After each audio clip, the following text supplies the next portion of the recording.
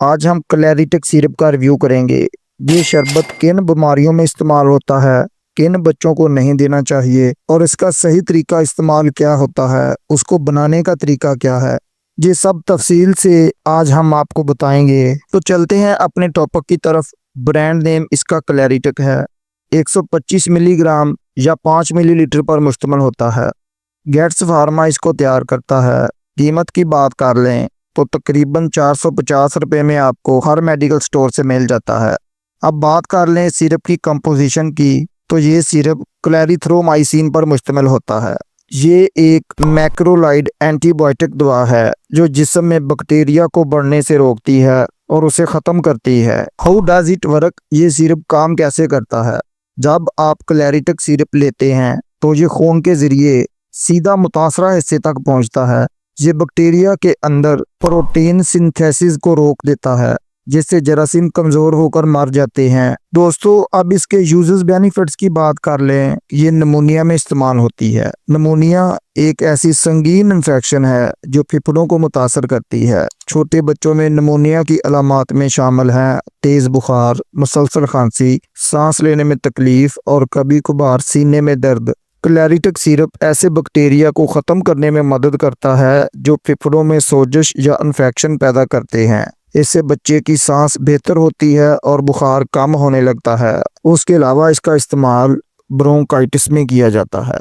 ये बीमारी सांस की छोटी नालियों ब्रोंकियल ट्यूब्स में सोजिश या पीप बनने की वजह से होती है। उसके नतीजे में बच्चे को खांसी के साथ बलगम आती है, सांस लेने में दिक्कत होती है या सांस के दौरान सीटी जैसी आवाज़ें आने लगती हैं। क्लैरिटेक सिरप इन इन्फेक्शंस के जरासीम को ख़त्म करके सांस की नाली की सोजिश को कम करता है और बच्चे को आसानी से सांस लेने में मदद मिलती है। उसके अलावा इसका इस्तेमाल ओटिटाइटिस मीडिया में किया जाता है, यानी कान की इन्फेक्शन को दूर करने के लिए भी इस सिरप को तजवीज़ किया जाता है। छोटे बच्चों में कान का इन्फेक्शन बहुत आम होता है। ये आम तौर पर तब होता है जब जुकाम या गले की इन्फेक्शन कान की नाली तक फैल जाती है।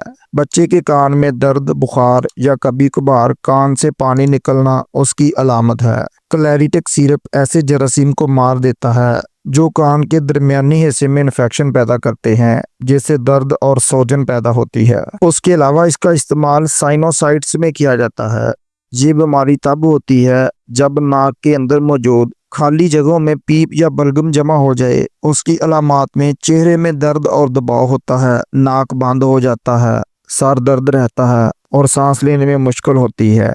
क्लैरिटेक सिरप ऐसे बैक्टीरिया को ख़त्म करता है जो साइनोसाइट्स में सूजन और पीप पैदा करते हैं, जिससे नाक खुलने लगती है और सर दर्द में भी आराम आता है। उसके अलावा इसका इस्तेमाल टॉन्सिलाइटिस में किया जाता है, यानी गला खराब या टॉन्सिल्स के इन्फेक्शन में इस सिरप को प्रेस्क्राइब किया जाता है। अगर बच्चे का गला दर्द करे, निगलने में तकलीफ हो, बुखार हो या खांसी बढ़ने लगे तो ये अमूमन टॉन्सिल्स के इन्फेक्शन की वजह से होता है। क्लैरिटेक सिरप ऐसे बैक्टीरिया के खिलाफ बहुत मौसर है जो गले और टॉन्सिल्स को मुतासर करते हैं। उसके अलावा इसका इस्तेमाल स्किन और सॉफ्ट टिश्यूज की इन्फेक्शन के लिए इस्तेमाल किया जाता है। ये इन्फेक्शंस आमतौर पर तब होती है जब जिल्द पर कोई जख्म, खराश या फिंसी हो और वहां बैक्टीरिया दाखिल हो जाएं।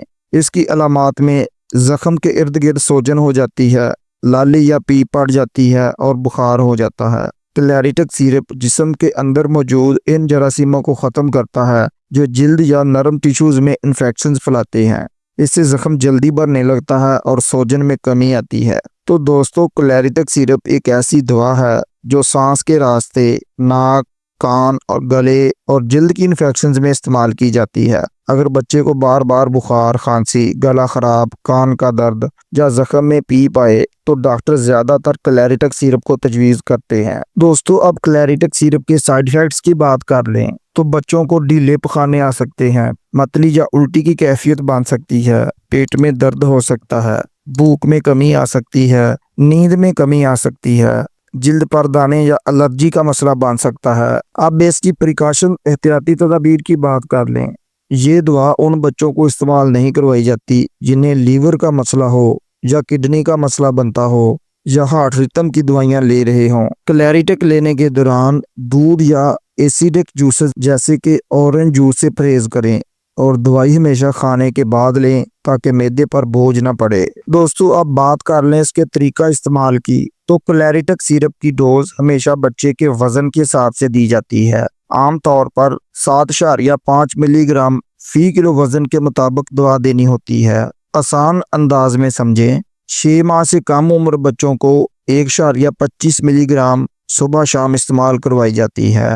6 माह से 1 साल तक के बच्चे को 2 मिलीलीटर सुबह शाम इस्तेमाल करवाई जाती है, जबकि बड़े बच्चों के लिए वजन के हिसाब से डॉक्टर खुद डोज तय करता है। दोस्तों अब बात कर लें कि इस सिरप को तैयार कैसे करते हैं। सिरप बनाने के लिए बोतल पर ये एक रेड कलर का निशान बना होता है, वहां तक आपने पानी को उबाल कर ठंडा कर लेना है और इस निशान तक बोतल में आपने पानी डालना है, फिर उसे अच्छी तरह से हिलाकर इस्तेमाल करना है। याद रखें, इस सिरप को फ्रिज में नहीं रखना बल्कि कमरे के दर्जा हरारत पर रखना है। सिरप सिर्फ 14 दिन तक मौसर होता है, 14 दिन के बाद उसे हरगिज इस्तेमाल ना करें। अगर वीडियो अच्छी लगी हो तो उसे लाइक जरूर करें, दोस्तों तक शेयर करें, कमेंट्स में अपनी राय जरूर दें और नए आने वाले दोस्त चैनल को सब्सक्राइब करना ना भूलें ताकि हेल्थ और मेडिसिन से रिलेटेड मालूमात आप तक पहुंचती रहें। अल्लाह निगहबान।